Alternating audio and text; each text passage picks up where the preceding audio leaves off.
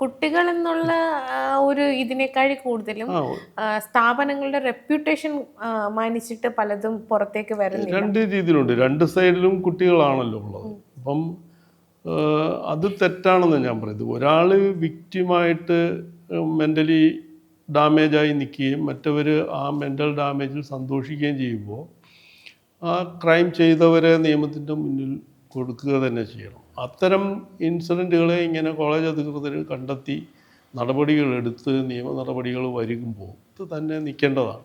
അതുണ്ടാവുന്നില്ല എന്നുള്ളതാണ്. അത് പല വിധത്തിലുള്ള കൺസിഡറേഷൻ, ഒരു അധ്യാപകൻ്റെ മനസ്സ് വെച്ച് ചിന്തിക്കുമ്പോൾ പല വിധത്തിലുള്ള കൺസിഡറേഷൻ ആയിരിക്കും. പക്ഷേ ഇപ്പോഴത്തെ സിറ്റുവേഷനിൽ അത്തരം കൺസിഡറേഷന് അർഹിക്കുന്നില്ല. അത്രയ്ക്കും ചോദിച്ചപ്പോൾ പറഞ്ഞതുപോലെ മുമ്പ് ചെറിയ ചെറിയ മോക്ക് കാര്യങ്ങളിലായിരുന്നെങ്കിൽ ഇതിപ്പോൾ മെൻ്റൽ ആൻഡ് ഫിസിക്കൽ അസോൾട്ടിലേക്ക് കാര്യം എത്തിയ സ്ഥിതിക്ക് ഇതിന് ശക്തമായ രീതിയിൽ നീങ്ങുക വേണ്ടത്.